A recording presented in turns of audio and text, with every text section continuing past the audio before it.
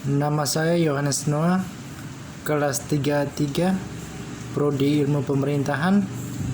Pada kesempatan ini saya akan menjawab soal ujian akhir semester mata kuliah Teori Pembangunan.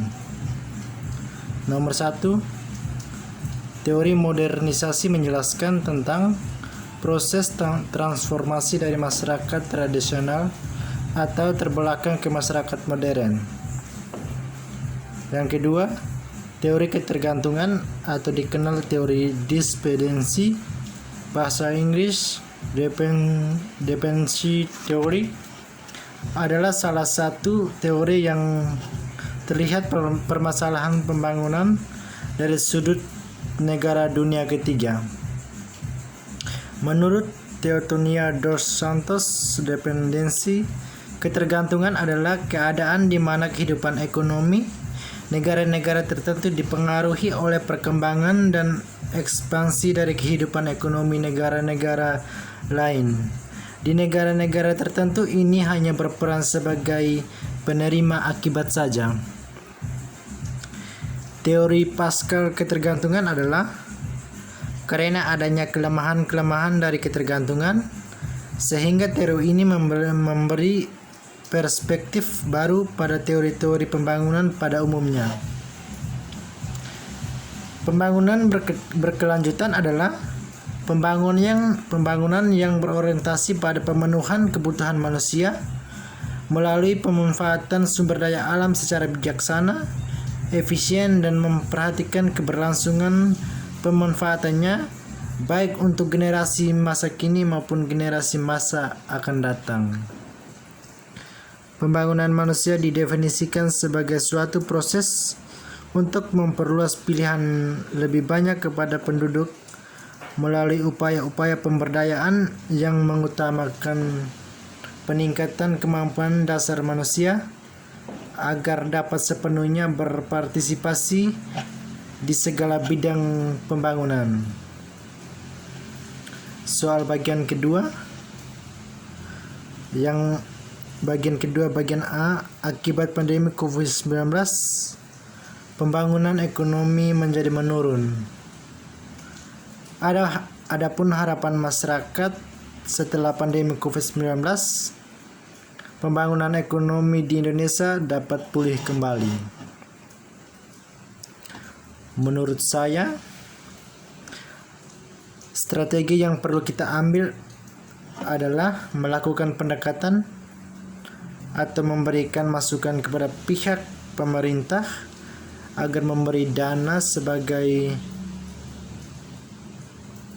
modal utama untuk pengusaha-pengusaha kecil yang sudah bangkrut akibat pandemi COVID-19. Contoh seperti pengusaha kantin sekolah. Akibat pandemi COVID-19, anak sekolah diliburkan. Pemerintah modalnya sudah habis untuk kehidupannya sehari-hari. Pada kesempatan ini pemerintah harus memberikan modal sebagai modal awal untuk memulai kembali usahanya. Yang bagian B, strategi pembangunan di bidang politik. Melakukan pendidikan politik kepada masyarakat agar masyarakat semakin paham tentang politik yang baik dan benar dan juga cara berpolitik yang baik. Yang bagian C, pembangunan sosial oleh individu, dikenal juga sebagai pendekatan individualis atau perusahaan.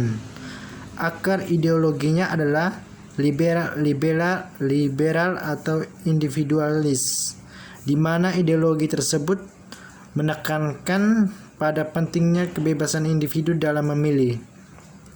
Dalam strategi ini, individu-individu dalam masyarakat secara swadaya membentuk usaha pelayanan guna memberdayakan masyarakat.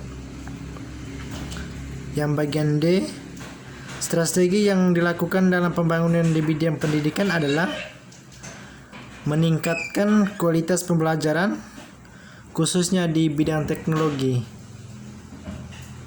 Karena generasi milenial di era new normal ini pemahaman tentang teknologi sangat minim. Contoh strateginya membuka usaha kursus komputer dan juga usaha lainnya yang mempelajari tentang teknologi dan informasi. Strategi pembangunan yang saya lakukan di bidang keagamaan adalah menjadi teladan bagi semua orang untuk tetap menjaga keamanan dan juga kebersihan di tempat ibadah supaya fasilitas dan juga pembangunan di tempat ibadah tetap terjaga. Contoh, membersihkan sampah-sampah, merawat fasilitas-fasilitas yang sudah diberikan oleh pihak pemerintah. Yang bagian F, strategi pembangunan di bidang lingkungan.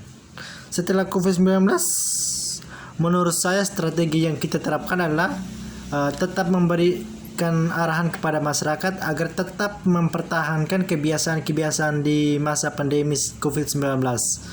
Contohnya seperti tetap menjaga kesehatan, walaupun COVID-19 sudah berakhir, tapi tetap menjaga kesehatan supaya tetap mencuci tangan dan juga menjaga kesehatan lainnya.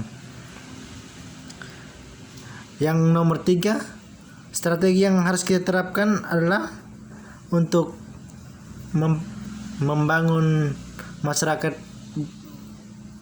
Wirajaya adalah strategi yang kita terapkan pertama tentang kesejahteraan. Yang harus kita perhatikan yang paling pertama untuk masyarakat Wirajaya menurut saya adalah memberikan air minum, air bersih kepada masyarakat Wirajaya. Apabila sudah ada sumber air minum yang jamin atau lancar, otomatis masyarakat Wirajaya akan semakin berkembang. Strategi yang lain juga kita akan memotivasi atau memberi arahan kepada masyarakat Wirajaya agar semakin berkreatif untuk mengelola hasil kebunnya, seperti mengelola ubi kayu untuk dijual atau dibuat menjadi keripik, dan juga menanam sayur-sayur lainnya untuk menambah gizi supaya tidak terjadi penyakit lainnya.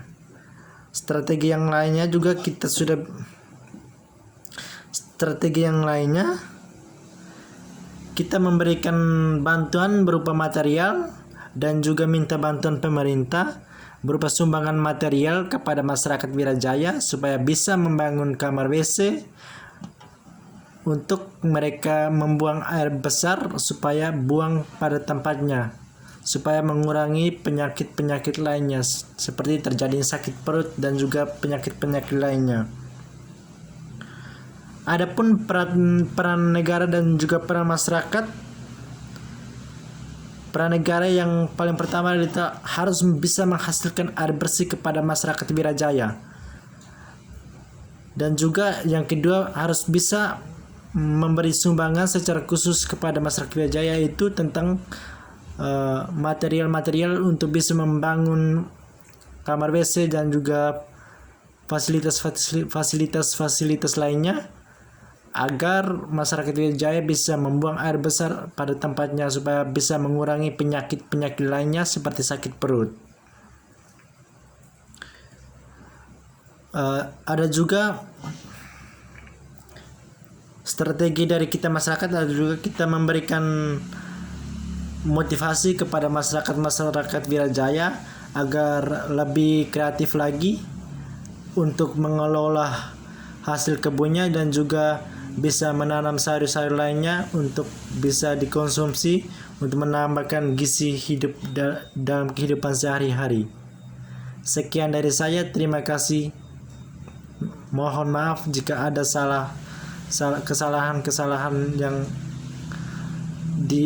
kesalahan-kesalahan di video-video di atas. Terima kasih.